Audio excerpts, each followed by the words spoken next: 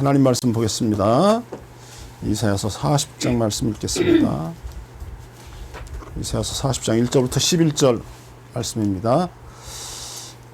제가 먼저 읽고 다음 절은 여러분이 읽겠습니다. 이사야서 40장 1절부터 11절입니다. 너희 하나님이 가라사대 너희는 위로하라. 내 백성을 위로하라. 너희는 정다이 예루살렘에 말하며 그것에 외쳐 고하라. 그 복역의 때가 끝났고 그 죄악의 사함을 입었느니라. 그 모든 죄를 인하여 너희가 여호와의 손에서 배나 받았느니라 할지니라. 외치는 자의 소리여 가로되 너희는 광야에서 여호와의 길을 예비하라.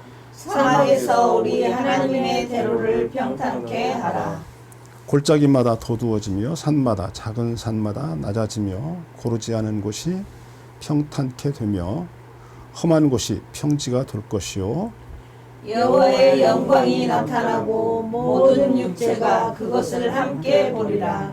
대저 여호와의 입이 말씀하셨느니라. 우리 9절로 가겠습니다. 아름다운 소식을 시온에 전하는 자여 너는 높은 산에 오르라. 아름다운 소식을 예루살렘에 전하는 자여 너는 힘써 소리를 높이라. 두려워 말고 소리를 높여 유다 성읍들에게 이르기를 너희 하나님을 보라 하라. 보라, 주 여호와께서 장차 강한 자로 임하실 것이요 친히 그 팔로 다스리실 것이라.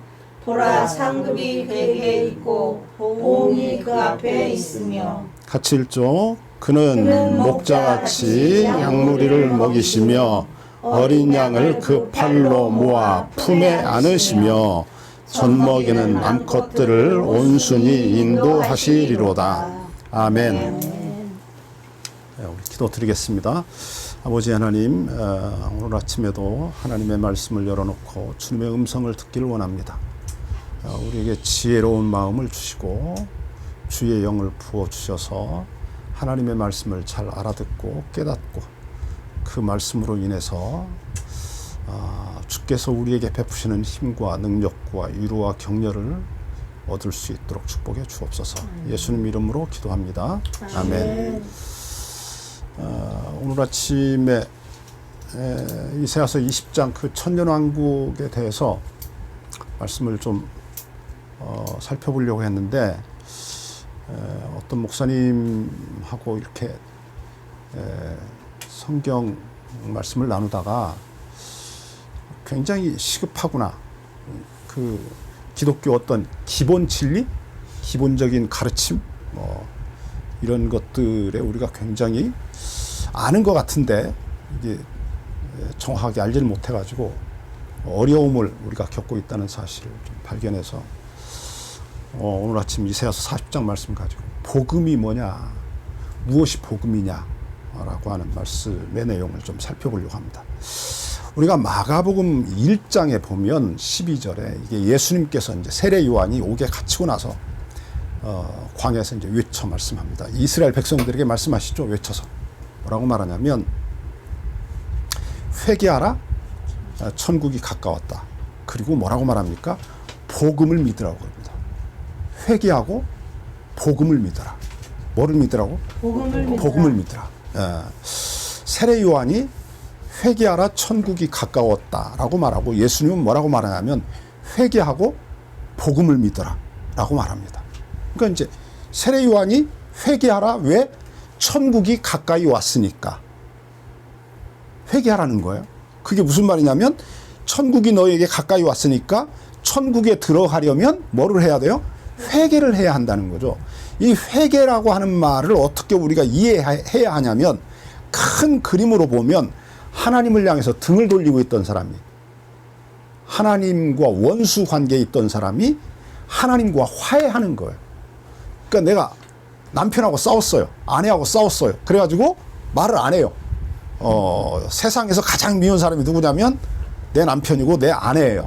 그래서 이제 말을 안 해요. 등을 돌리고 있어요. 그러다가 서로가 이제 용서하고 서로를 귀히 여기고 불쌍히 여기고 사랑하고 이제 이렇게 하는 게 뭐냐면 그게 회개예요. 그러니까 하나님을 향해서 돌아서 있었어요. 등 돌리고 있었다고. 우리가 싸우면 등 돌리고 앉아 있잖아요. 등 돌리고 있었다고. 저 남편은 저 안방에 있고 나는 건너방에 있고 이렇게 이제 딴 방에 있는 거예요. 등을 돌렸어요. 싸우고 있는 거예요. 그 싸우고 있던 사람이 화해하는 거. 이게 회개예요. 그러니까 우리가 하나님께 대하여 회개한다는 말이 뭐냐면 하나님을 버리고 멀리 가서 내가 하나님 하며 살다가 하나님께로 다시 돌아오는 거예요. 그래서 탕자의 이야기가 회개를 우리에게 보여준다고 이야기하는 거예요. 어떻게 이해가 됐죠? 예, 뭐 굉장히 쉽잖아. 이렇게 설명하면. 자, 이제 그러면 이제 우리가 저 어디로 돌아가야 되냐면 창세기 3장으로 돌아가야 돼요. 창세기 3장에 가면 아담과 하와가 하나님이 먹지 말라고 한 선악과의 열매를 따먹죠. 그렇죠? 따먹은 이유가 뭐죠? 하나님 집 하나님 되려고. 예, 그 마귀가 자꾸 와서 먹으라고 하잖아요. 그거 먹어도 너 안 죽는다. 그리고 안 죽을 뿐만 아니라 오히려 네가 눈이 밝아져서 하나님과 같이 된다. 그래서 이제 선악을 알게 된다라고 말하죠. 그러니까 이게 안 먹으면 하나님과 같이 되어서 뭐를 모르게 되냐면 선악을 모르게 된다는 거예요. 이게 선악을 모른다는 말이 선과 악에 대한 지식이 없어서 무엇이 선이고 무엇이 악인지를 모르는 사람으로 살아간다 라고 하는 의미보다 이제 너가 하나님과 같이 되면 무엇을 판별하게 되냐면 무엇이 선이고 무엇이 악인가를 네가 판별하게 된다는 거예요. 이것이 선이고 이것이 악이요. 재판을 해요. 재판. 이게 이스라엘 나라 성경이 이스라엘 나라를 배경으로 이게 쓰여진 거잖아요. 그러니까 이제 이스라엘 백성들이 문화를 알아야 돼요. 재판 이러면 이스라엘 백성들을 무엇을 떠올리냐면 첫 번째로 떠올리는 게 왕을 떠올려요. 재판하면 뭐를 떠올린다고? 왕. 누가 재판을 하는 사람이라고 그래요? 그 말이 왕이 재판하는 사람이라고 하는 것을 이게 전제로 깔고 있는 말이잖아요. 그러니까 왕이 이제 재판을 해요. 그러니까 왕에게 가서 내가 판단을 받아야 돼요. 내가 잘했는지 이 사람이 잘했는지 누가 옳은지를 판별받아야 돼요. 그렇죠? 네. 그럼 이제 그 판단을 누가 하냐면 왕이 하는데 이 왕이 늘 옳은 판단을 할까? 잘못된 판단을 할 수도 있을까? 잘못된 판단을 할 수도 있지. 잘못된 판단을 의도적으로, 이건 의도적으로 말하는 겁니다. 옳은 판단을 할까? 잘못된 판단을 할까? 의도적으로 왕이. 자기 마음인 게. 그렇죠. 이게 왕이 자기 마음이에요. 그래서 이스라엘 나라가 망한 이유가 어디 있냐면 왕이 재판을 하는데 어떻게 재판을 하냐면 지 마음에 편들고 싶은 사람에게 옳다고 그러는 거예요. 그러니까 똑같은 죄를 두 사람이 저질렀어요. 근데 한 사람은 이게 죄인이 돼요. 왜? 왕이 그 죄라고 하면 죄인이에요. 그죠. 그리고 이제 이 사람이 똑같은 죄를 저질렀는데 이 사람은 죄인이 아니에요. 왜? 왕이 너 죄인이 아니다. 이러면 그 사람은 죄인이 아닌 거예요. 무슨 말인지 아시겠죠? 그러니까 이게 아담과 하와가 선악과를 따먹고 자기들이 하나님이 되어서 하나님처럼 선악을 판별하기 시작하면 이 세상에 뭐가 오냐면 혼란이 오는 거예요. 혼돈, 카오스라고 그러잖아요. 혼돈이 오는 거예요. 무질서가 오는 거예요. 그러니까 이스라엘 나라가 망한 이유가 어디 있냐면 왕들이 재판을 올바로 안 하는 거예요. 솔로몬이 왜 훌륭한 왕이라고 그러냐면 이 사람이 왕위에 올랐죠. 그런데 이제 재판을 받으러 왔잖아요. 두 여인이 재판받으러 왔잖아요. 아이를 하나 가운데 놓고 이제 두 여인이 와서 서로가 내 아이라고 그러잖아요. 그래서 이제 왕이 물었어요. 도대체 이게 무슨 연유냐? 그러니까 이제 두 여인이 하는 말이 똑같은 비슷한 날에 두 여인이 함께 애를 낳았어요. 아들을 낳았죠. 그래가지고 이제 함께 기르는데 어느 날 아침에 일어나 보니까 한 아이가 죽었어요. 그런데 이게 한 여인이 이제 죽은 아이를 품에 안고 있고 한 아이는 산 아이를 품에 안고 있는 거예요. 그래서 아침에 일어나 보니까 죽은 아이를 안고 있던 엄마가 이제 이렇게 왕에게 호소를 한 거예요. 내 아이가 이 아이가 아니고 저 여인이 들고 있는 아이가 내 아이라는 거예요. 그러니까 저 여인이 잠을 자다가 이 아이를 잘못해서 이제 깔아가지고 짓눌러서 죽었어요.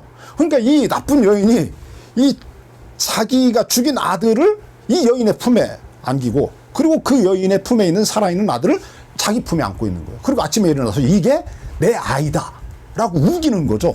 그러니까 이제 왕 앞에 와서 두 여인이 이게 서로 내 아이다 이러니까 솔로몬 왕이 이제 재판을 하잖아요. 이 왕이 어떻게 재판을 하죠? 누구 편을 듭니까? 아니잖아요. 이 뭐라고 말해요? 야, 칼을 가져와라 그러잖아요. 그리고 말하기를 이 아이를 둘로 나누어서 두 여인에게 똑같이 나누어 줘라. 그러니까 이제 한 여인이 뭐라고 말해요? 그냥 그 아이 내 아이 아닙니다 그러잖아요. 그 아이 내 아이 아닙니다. 저 아이를 주세요. 제발 임금님 그 아이 둘로 쪼개지 마세요. 그냥 저 아이 저 여인에게 주세요. 그거 내 아이 아니에요. 이 죽은 아이가 내 아이예요. 이러는 거예요 한 여인이. 근데 한 여인은 뭐라고 말해요?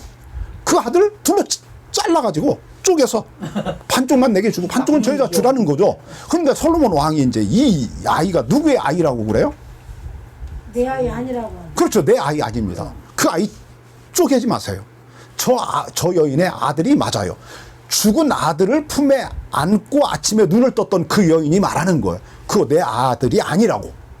원래는 저 아들이 내 아들이라고 왕에게 호소를 해서 판결을 받아가지고 그 아이를 찾기 위해서 고소를 했는데 이 보니까 이 아이가 죽게 생겼어요. 그러니까 내 아이 아니라고. 저 여인의 아이라고. 내가 잘못했다고. 임금님 제 죄를 용서해달라고. 이 죽은 아이가 내 아이라고. 그러니까 이제 왕이 야, 그 산 아이를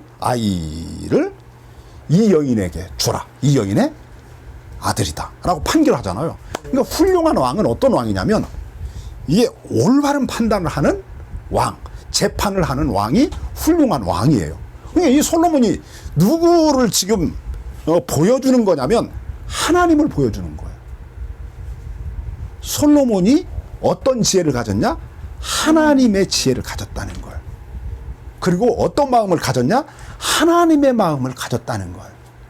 그러니까 그게 무엇이 옳은가 그른가를 판별하는데 보니까 무엇을 도구로 삼아서 판별하냐면 어머니의 마음, 그렇잖아요. 어머니의 마음, 그 사랑을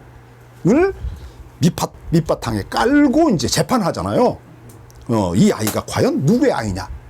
이 아이가 정말 자기의 아이라면 어머니는 어떤 자기가 이 아이를 둘로 잘라라, 쪼개서 두 여인에게 각각 나누어줘라 라고 말할 때 자기가 만약에 애 엄마라면 어떤 반응을 보일까? 그걸 생각하잖아요. 그러니까 지혜로운 사람이고 하나님의 마음을 가진 인자한 왕이라는 거죠. 이렇게 이제 그 솔로몬의 재판 이야기를 그렇게 설명하는 거예요. 그 말을 하기 위해서 솔로몬 재판 이야기가 나온 거예요. 그냥 솔로몬이 뭐 지혜로웠습니다 이런 이야기를 하려고 하는 게 아니라 이렇게 솔로몬 왕은 훌륭한 왕이었습니다 라고 그러는 거죠. 이제 아담과 하와가 선악과를 따먹었어요. 그렇죠. 그리고 이제 뭐가 됐어요? 자기들이 하나님이 되었어요. 자기들이 하나님이 되었으니까 자기들이 법을 만들어요. 법의 기준이 자기에게 있어요. 그 기준이 뭐냐면 내 마음에 맞느냐 안 맞느냐가 기준이 됐어요. 인간에게. 지금 우리나라가 혼란한 이유도 이 검사들이 누구를 고발하냐면 왕의 마음에 고소하기를 원하는 사람을 고소를 해요. 이게 문제예요. 똑같은 죄를 저질러도 누가 죄인이 되냐면 검사가 일단 고소를 해야 돼요. 검사가 고소를 안 하잖아요. 그러면 이 재판을 안 받아도 돼요. 아무리 큰 죄를 저질렀어도 검사가 고소를 안 하잖아요. 그럼 재판 안 받아요. 이게 무슨 이놈의 나라가 죄인이 재판받는 나라가 아니고 검사가 고소를 해야 재판을 받아요. 저 사람 죄인입니다. 재판을 좀 해주십시오. 이렇게 해야 판사가 재판하는 거야. 그러니까 검사가 고소를 안 하면 재판을 안 해. 우리나라가 왜 검사 왕국이라고 그러냐면 이래서 그런 거예요. 옛날에는 저 전두환이 뭐 박정희 이런 시대 때는 군부 독재의 시대라고 그랬잖아요. 군인들이 왕을 했어요. 그래서 군인 마음대로 나라를 다스렸어요. 근데 지금은 누구 마음대로 다스리냐면 이 검사 마음대로 다스려요.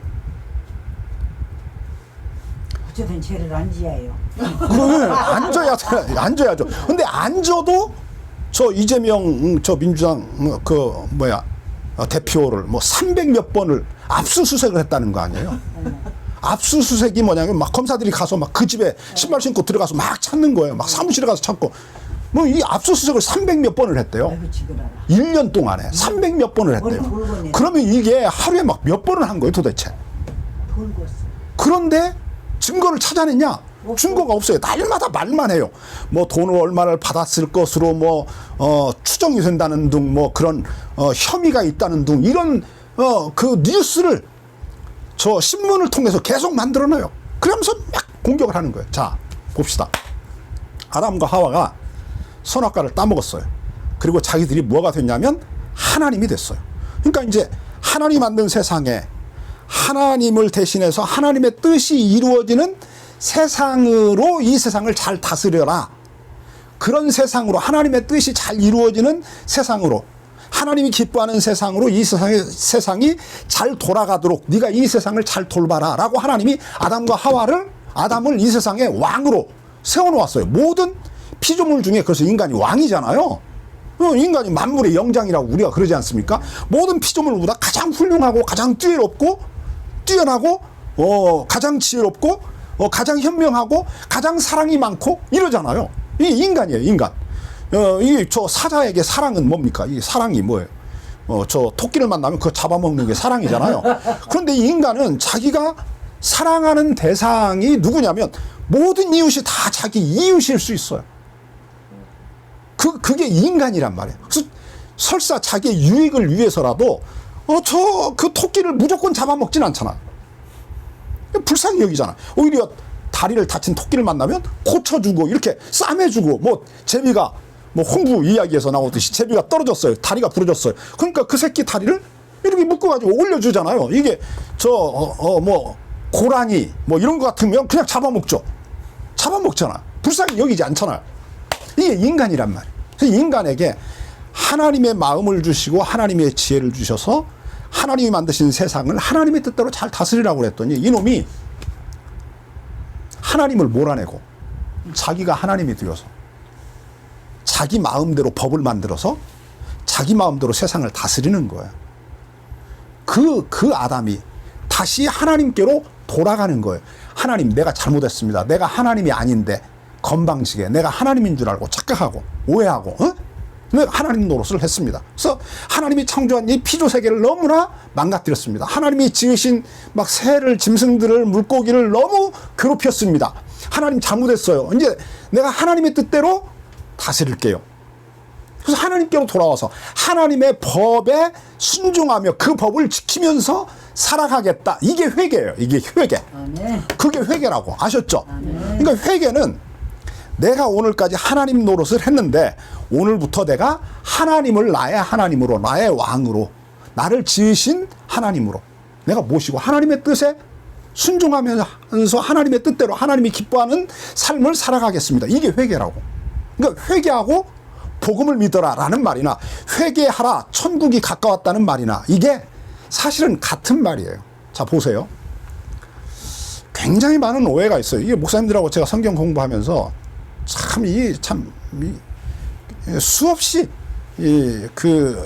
가르쳐 드리고 또 말씀을 드려도 이게 쉽게 이해가 안 돼요. 자, 봅시다. 하나님의 나라 이러면 우리가 이제 하나님 나라 이러잖아요. 보통 이 말을 세상 사람들은 뭐라고 말하냐면 하늘나라 그래요. 그리고 그 사람들도 뭐라고 말하냐면 천국이라고 그래요. 세상 사람도 그래요. 플라톤도 그래요. 플라톤은 그곳을 이데아라고 그러지만 어쨌든 저 비슷한 의미예요. 그래서 이 세상 사람들도 사람이 누군가가 죽으면 뭐 훌륭한 어떤 뭐 배우가 죽으면 이제 아픔도 없고 죽음도 없고 슬픔도 없는 저 좋은 세상에 가서 저승이에요. 그게 저승이라는 말이 꼭 나쁜 의미로만이 아니라 긍정적 의미로도 쓰이는 거예요. 이승의 다른 쪽이 저승이니까. 그렇죠? 지금 우리가 살고 있는 이 세상을 이승이라고 하고 죽어서 우리 영혼이 가는 곳을 저승이라고 그래요. 근데 이제 거기가 하늘나라라고 그래요. 세상 사람들. 그러니까 예수 믿는 사람도 뭐라 그러냐면 우리가 죽어서 하늘나라나 가야지 쉬지. 우리가 하늘나라나 가야 이제 고생이 끝나지라고 말해요. 무슨 의미인지 아시겠죠? 근데 지금 마태복음 복음서, 마태나 마가나 누가나 요한이나 이런 복음서 저자들이 뭐라고 말하냐면 하나님의 나라가 온다고 그래요. 우리가 가는 나라가 아니라 온다고 그래요. 자, 그러면 이제 우리가 성경이 말하는 하나님의 나라가 무엇인가를 좀 설명을 할게요. 자, 보세요. 아무것도 이 세상에 없었어요. 처음에. 이 세상에 아무것도 없었잖아요. 그런데 이제 하나님이 이 세상을 만들었어요. 그렇죠? 세상이 모든 걸 다 만들었어요. 하늘도 만들고 땅도 만들고 그리고 그 가운데 그 존재하는 모든 것들을 다 만들었어요. 해, 달, 별, 뭐 땅에는 짐승이 육축이 돌아다니고 바다에는 물고기가 있고 공중에는 새들이 나르고 그렇죠. 모든 걸 다 지으시고 그 다음에 하나님이 보시기에 심히 아름답다고 말씀하신 그 세상에 누구를 만들었냐면 하나님을 닮은 자식을 만들었어요. 그게 누구냐면 아담이죠. 그게 사람이에요. 아담이라는 말이 원래 사람이라는 뜻이에요. 사람. 아담의 뜻이 사람이에요. 그러니까 사람을 만드신 거예요. 누구를 닮았냐면 하나님을 닮은 하나님의 자식이에요. 하나님이 이 없는 세상을 만드시고 그 세상에 하나님을 대신해서 그 세상을 다스릴 자식을 만들었어요. 자, 그러면 그 세상이 누구의 나라예요? 본질적으로 아무것도 없었어. 이 세상을 하나님 만들었어. 이 세상에는 모든 걸 다 만들었어. 이게 누구의 나라야? 하나님의 나라지. 그러니까 성경에서 사용하는 하나님의 나라라는 말을 우리가 어떻게 이해해야 하냐면 첫 번째로 가장 중요한 거예요. 이 세상은 본질에 있어서 하나님의 나라예요. 이 세상이 본질에 있어서 하나님의 나라라고. 아멘. 그렇잖아요. 이 세상 하나님 만들었잖아. 예. 옛날이나 처음부터 태초부터 시작해서 이 세상 끝날까지 이 세상은 하나님의 나라지 이게 그 누구의 나라가 아니에요. 자, 그러면 이제 이 세상을 하나님이 그냥 인간을 안 만들고 모든 거 다 만들어 놓고 이렇게 그냥 다스렸으면 문제가 전혀 없어요. 근데 이 하나님을 닮은 자식을 만들었어. 그렇지? 하나님만큼 훌륭한 자식을 만들었어. 모든 피조물보다 훌륭해. 그래서 천사보다 조금 못하지만이라고 이제 시편에서 말하고 있는데 천사보다 조금 못하지만이라는 그 천사는 하나님 이야기하는 거예요. 하나님보다 조금 못하지만 하나님을 닮은 자식으로 인간을 만들었어요. 그리고 인간에게 하나님을 대신해서 이 세상을 다스리라고 그랬어요. 그러니까 인간이 누구냐면 하나님을 대신해서 세상을 다스리는 또 다른 왕이에요. 진짜 왕, 참 왕인 하나님의 뜻을 받들어서 이 세상을 다스리는 작은 왕.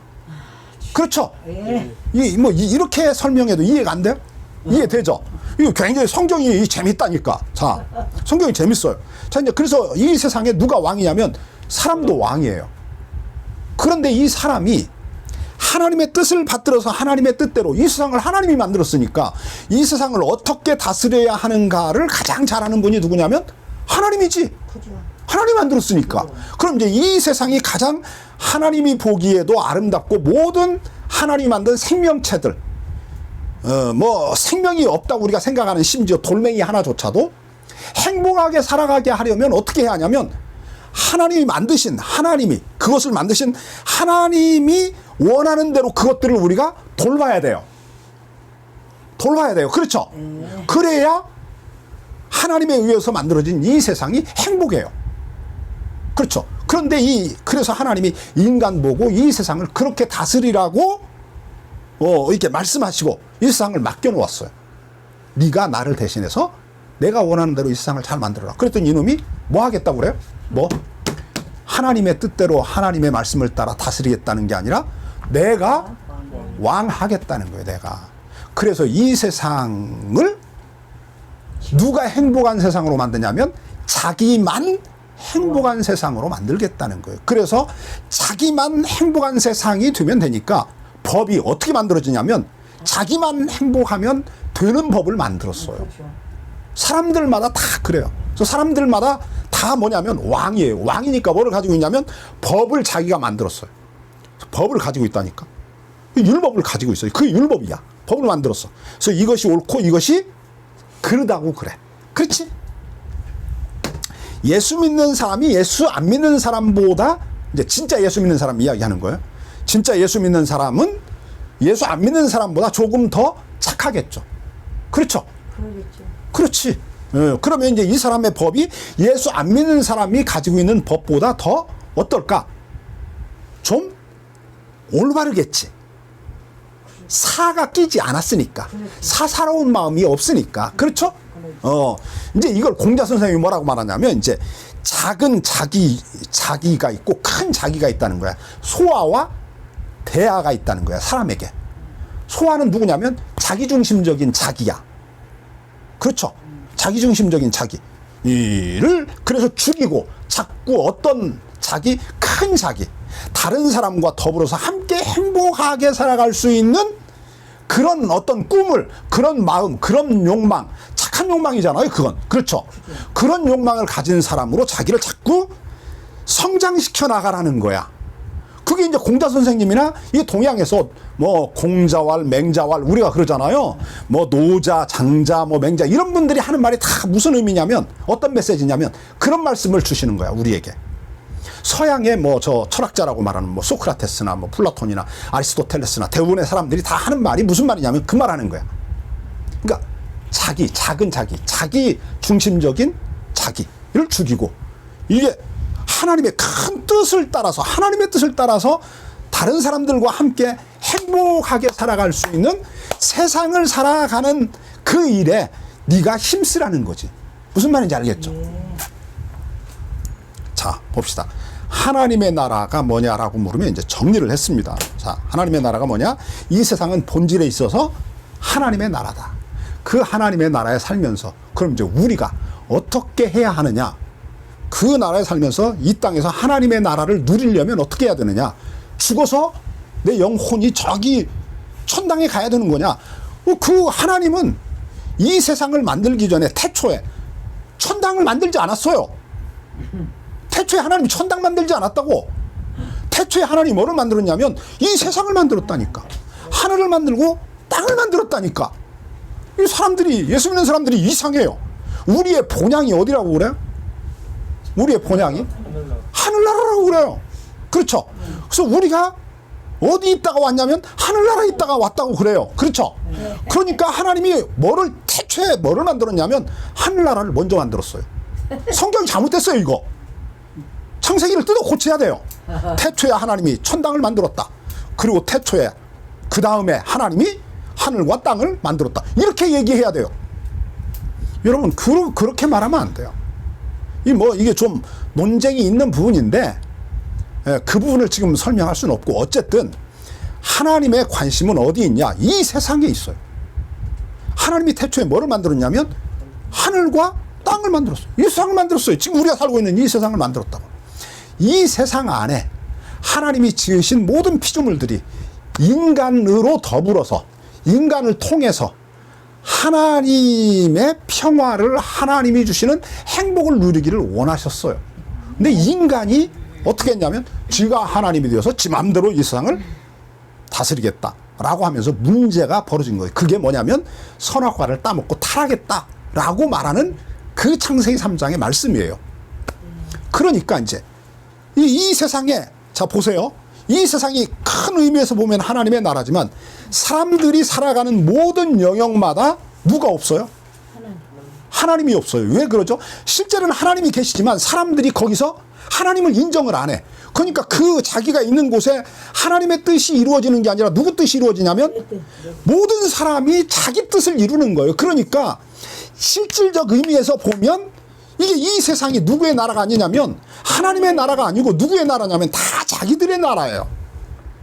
그렇죠? 네. 그런데 이제 그 세상으로 누가 오냐면 하나님이 오신다는 거야. 하나님이 오시니까 이 세상에 뭐가 오는 거예요? 하나님의 나라가 오는 거예요. 천국이 가까웠다. 회개해라 라는 말이 뭘 의미하냐면 하나님이 오시니까 그 하나님을 영접하면 자 내가 지금 여기서 살아. 누구 뜻대로 산다고 그랬어? 모든 사람이 다 자기가 왕이 되어서 자기 마음대로 자기 왕국을 건설하고 산다고 그랬지. 그러니까 여기가 지금 누구의 나라가 아니냐면 하나님의 나라가 아니야. 어떤 의미에서 그러냐면 하나님의 뜻이 이루어지지 않고 사람의 뜻이 이루어진다는 측면에서 여기는 지금 하나님의 나라가 아니고 누구의 나라냐면 사람들의 나라야. 사람들의 나라. 아시겠죠? 그런데 왕이 오셔. 그러니까 이제 왕이 오시면 어떻게 해야 돼? 왕을 영접해야지. 하나님이 오셔. 그러니까 하나님을 영접해. 영접한다는 말은 무슨 말이야? 내가 항복한다는 말이야. 하나님이 오셨어. 내 나라에 하나님이, 나에게 하나님이 오셨어. 그래서 내가 하나님에게 손을 들고 항복해. 뭐라고 항복해? 내가 이제부터는 하나님의 다스림을 받고 하나님의 뜻대로 하나님을 왕으로 내 삶에 모셔드리고 하나님의 뜻대로 살겠습니다. 그럼 내가 이제 오늘부터 하나님의 뜻대로 여기서 살아. 그럼 여기가 누구 나라가 되는 거야? 하나님의 나라가 되는 거야. 그 말 하는 거예요. 그러니까 회개하라 천국이 가까웠다라는 말이 뭘 의미하냐면 저 하늘 위에 있던 천당이 여기 왔다 이런 말이 아니라니까. 네. 너 죽어서 천당 가자 이런 말 아니야. 무슨 의미냐면 하나님이 오신다는 거야. 하나님이 오시니까 그 하나님이 오시면 어떡하는 거야? 네가 그 왕을 맞아야 되니까 지금 뭐 하고 기다리라는 거야? 회개하고 기다리라는 거야. 백기를 꽂아놓고 네 마음에, 네 인생에 백기를 꽂아놓고. 이 옛날에 항복할 때 두 나라가 싸울 때 이제 힘센 나라의 왕이 우리나라를 쳐들어와. 그럼 내가 그 왕을 방어할 힘이 없어. 그럴 때 어떻게 하냐면 성문에다가 하얀 깃발을 걸어놨어. 그러면 이게 무슨 말이냐면 우리를 공격하지 마세요. 우리는 이미 항복했어요. 그러니까 우리가 항복했으니까 우리는 이제 누구 백성이라는 거야? 우리는 당신의 백성입니다. 여기는 누구 땅이라는 거야? 당신의 땅입니다. 그러니까 여기 뭐 하지 말라는 거야? 공격하지 말라는 거지. 해치지 말라. 그렇지, 공격하지 말라는 거지. 우리는 왕하고 싸울 마음이 없어요. 그리고 우리는 왕이 오시기를 기다리고 있어요. 그러니까 우리 공격하지 마세요 라는 말이거든. 이게 회개하는 거야. 예. 성문에다가 백기를 꽂는 게 뭐 하는 거라고? 회개하는 거야. 흰 깃발을 내거는 것이, 항복하는 것이 회개하는 거라고. 그러니까 회개하라, 천국에 가까웠다 이 말은 항복하라는 말이야. 누가 오니까? 왕이 지금 가까이 다가왔으니까. 너에게 지금 왕이 가까이 왔다. 그러니까 뭐 해라? 항복하고 나와서 그 왕을 맞아라 라고 그러는 거야. 그 말을 요한복음 1장에서 요한이 뭐라고 말하냐면 영접하는 자, 곧 그 뜻대로 그 이름을 믿는 자들에게는 하나님의 자녀가 되는 권세를 주었다 라고 그러는 거야. 영접하는 자, 곧 그 이름을 믿는 자들에게는 그 예수님을 영접하는 거야. 예수님이 태초부터 있었던 말씀이다. 태초부터 계신 말씀이다. 그 말씀이 사람이 되어서 우리 가운데 오셨다. 그러니까 그 예수님이 누구야? 태초부터 있었던 말씀. 하나님이잖아. 예수님이 하나님이라는 거지. 하나님이 우리에게 오셨다는 거야. 그러니까 그분을 영접하라는 거야. 그것이 그분을 믿는다는 거야. 예수님을 영접하는 것이 예수님을 믿는 것이고, 예수님이 하나님이니까 예수님을 하나님으로 믿는 것이 예수님을 믿는 거야. 그게 항복하는 거야. 무슨 말인지 아셨죠? 네. 그러니까 회개하라, 천국이 가까웠다라는 말은 항복하고 나와서 누구를 맞아라? 왕을 맞아라. 하나님을 맞아라. 너를 구원하러 오신 메시아 그리스도를 맞아라. 그분이 누구냐? 예수님이다. 예수님이 누구다? 하나님이다 라고 말하는 거야. 그래서 복음서들에서 누구를 얘기하냐면 하나님을 얘기하는 게 아니라 예수님을 얘기하는데 뭐라고 말하냐면 복음서라고 그래. 예수님이 오셔서 행하신 일을 기록해 놓고 그걸 뭐라고 말하냐면 복음서라고 그래. 그러니까 이 복음서라는 말은 예수님이 누구라는 말이냐면 하나님이라는 말이야. 그 말이야. 자, 그 말을 이사야서 40장 오늘 아침 우리가 읽은 말씀을 가지고 간단하게만 설명을 할 테니까 잘 보세요. 여기 이제 이런 말씀이 있어요. 다 이게 설명을 할 수는 없고 제가 간략하게 설명할 테니까 보세요. 하나님이 제2 이사야를 통해서 뭐라고 말하냐면 내 백성을 위로하라고 그래. 내 백성이 누구냐면 바벨론 땅에서 포로 생활하고 있는 이스라엘 백성들이야. 몇 년 동안? 약 70년 동안 바벨론 땅에서 뭐 하고 있다고? 포로 생활하고 있어.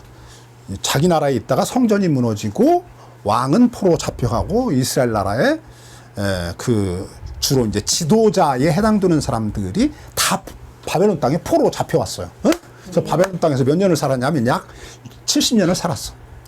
그런데 그들에게 하나님이 이사야 예언자를 통해서 말해. 뭐라고 말하냐면 하나님이 너에게 오신다는 거야.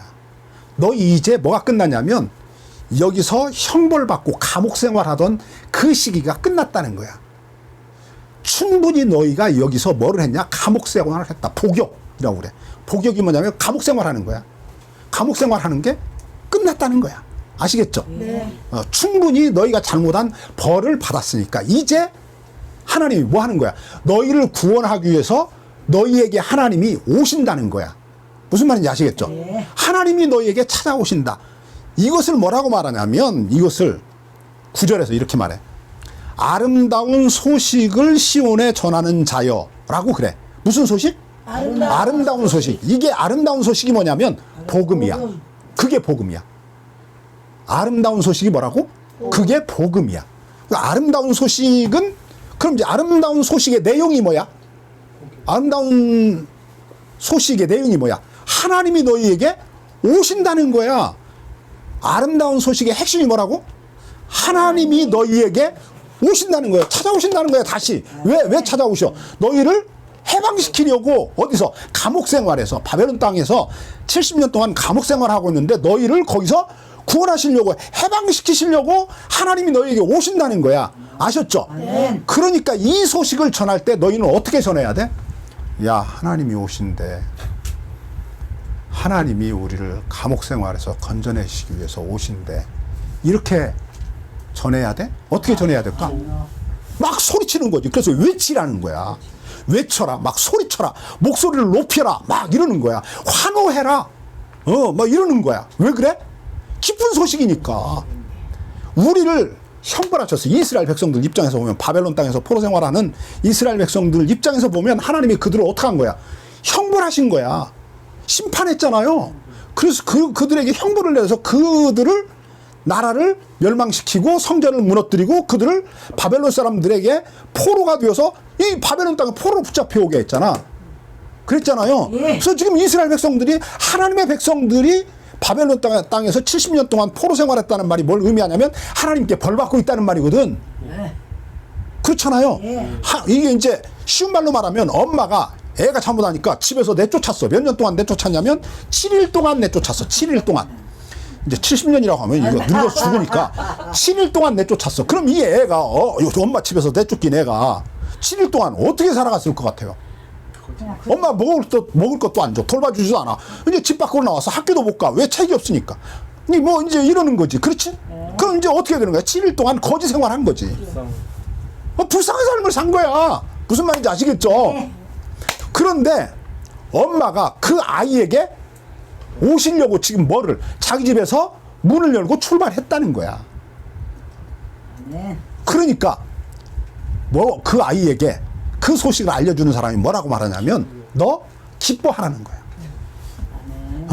그리고 엄마가 오시면 너 빨리 잘못했다. 뭐를 어떻게 왜 잘못했는가를 네가 생각해봐라. 그럼 엄마가 오면 잘못했다고 해라. 그리고 엄마를 품에 안고 끌어안고, 그리고 엄마 집으로 가서 이제는 어떻게 살아야 돼? 엄마 뜻대로 순종하며 살아야지. 그렇지? 뭐 애가 뭐 그 다음날 또 잘못 안 하겠어요. 뭐 집에 들어오자마자 또 동생하고 형하고 또 싸울 수도 있고 뭐 그러겠지만 어쨌든 그렇다 이거죠. 그렇지. 그러라는 거지. 그러니까 이제 그 소식을 전해주는 아이에게, 엄마에게 쫓겨나서 지금 밖에서 거지 생활하고 있는 아이에게 엄마가 너희 집에서 너를 지금 데리러 출발했다라고 하는 소식을 알려주는 엄마가 이 아이에게 너희 엄마가 너희 집에서 너를 데리고 가려고 출발했단다. 이렇게 말하겠어? 아이 막 손을 잡고 막 흔들면서 막 등을 두드리고 막 머리를 쓰다듬어주고 얘야 너 이제 고생 다 했다. 응? 너희 엄마가 지금 너희 집에서 출발했단다. 너 데리러 오시려고. 그러니까 기뻐해라. 막 이러는 거지. 그러니까 이게 흥분과 기쁨과 감격과 감사와 막 환호성이 막 있는 거지. 그렇지? 이게 얼마나 기쁜 일이야. 이게 뭐냐면 그게 복음이라고. 복음이 뭐야? 성경에서 복음이 뭐라고 말해? 하나님이 우리에게 다시 찾아온다는 거야. 찾아온다는 거야. 왜 찾아와? 우리의 죄를 용서하시고 우리를 하나님의 집으로, 하나 집으로 데리고 가려고. 무슨 말인지 아시겠죠? 이게 뭐냐면 복음이라고. 복음의 핵심은 하나님이 우리에게 찾아온다는 거야. 이거 이사야서 40장에서 복음이 무엇인가를 가장 분명하고 명확하고 뚜렷하게 설명하고 있는 거야. 신구약 성경에서 복음이 뭐냐라고 물으면 가장 쉽고 알아듣기 아주 뭐 쉽게 간단하게 명료하게 설명하고 있는 게 이사야서 40장 이야기야. 그 말씀이야. 하나님이 너에게 냈던 모든 형벌을 다 용서하시고 이제 너희를 찾아서 다시 너에게 오신다. 복음이 뭐? 하나님이 우리에게 다시 찾아오신다.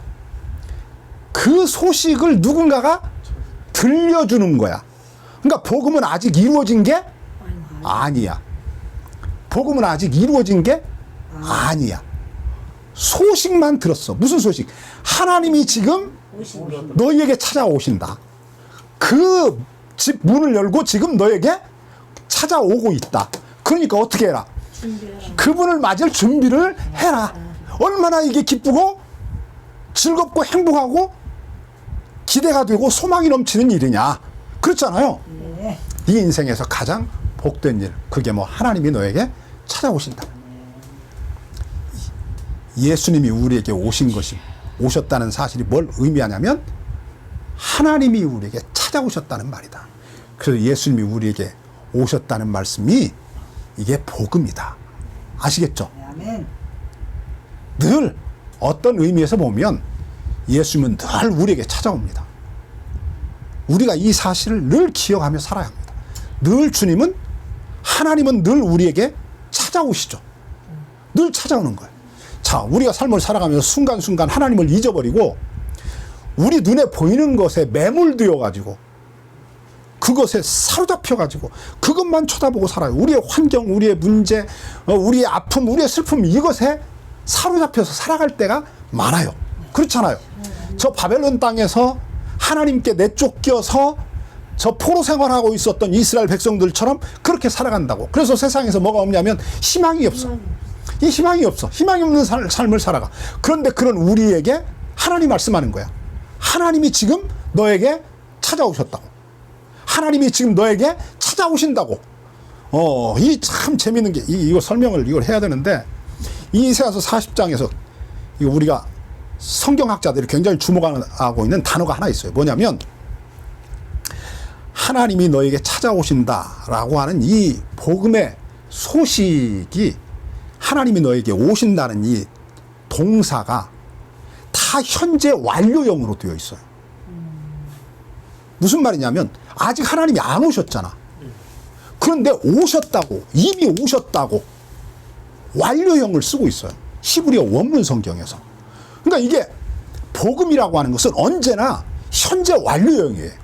하나님이 아직 우리에게 오시지 않았지만 지금 오고 있는 과정이지만 이미 오셨다는 거야.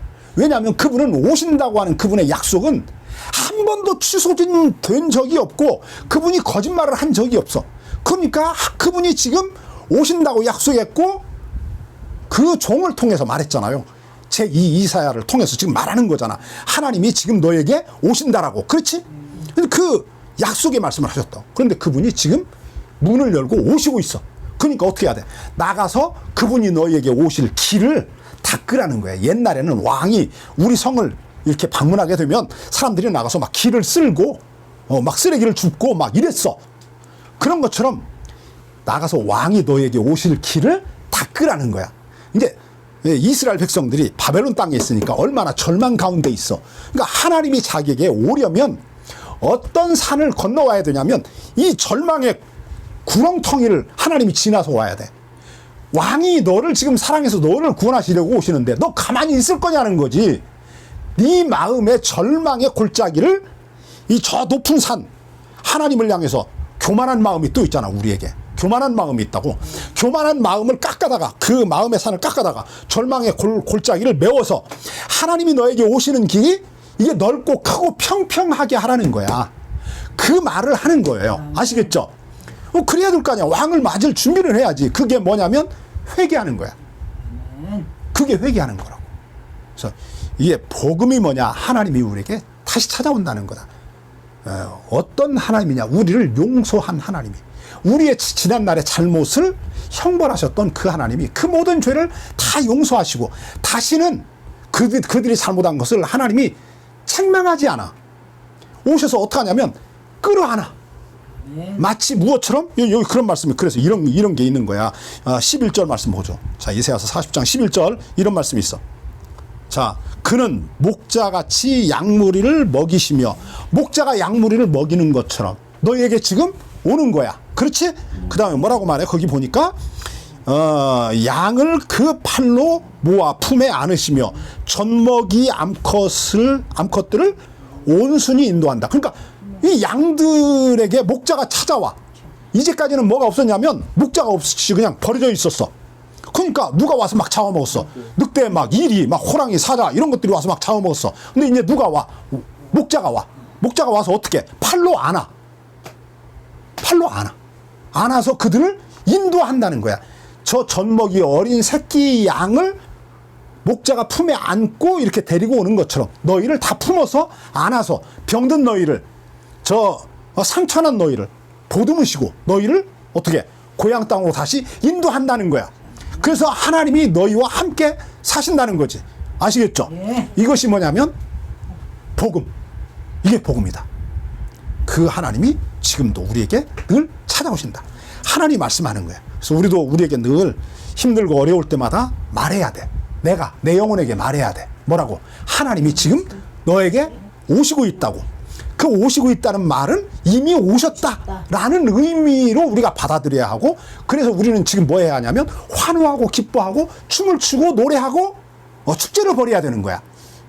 이 이야기야. 이게 지금 시간이 없어서 설명을 못 하겠는데, 다윗 왕이 골리앗과 싸워서 저 골리앗의 머리를 창 끝에 이렇게 꽂아가지고 들고 이스라엘 나라로 돌아오잖아. 그러니까 막 여인들이 막 나와서, 처녀들이 막 길가에서 막 종려나무 가지 꺾어들고 막 환호하며 막 그 노래하잖아. 다윗을 노래하잖아요. 사울이 죽인 자는 천천히요, 다윗이 죽인 자는 만만이다, 이러면서 막 환호하잖아요. 그런 것처럼 환호하라는 거예요. 너희의 적을, 우리의 골리앗을 쳐 죽이고 우리에게 골리앗의 머리를 창 끝에 달고 우리에게 찾아오시는, 승리를 안겨주시기 위해서 찾아오시는 하나님이 지금 너의 문 앞에 왔다는 거지. 그러니까 어떻게 하라는 거야? 환영해라, 영접해라, 그 말이야. 아시겠죠? 그게 예수를 믿는다라는 말이에요. 복음을 믿으라는 말이 그 말이야. 너에게 찾아온 하나님을 너가 영접해라. 아시겠죠?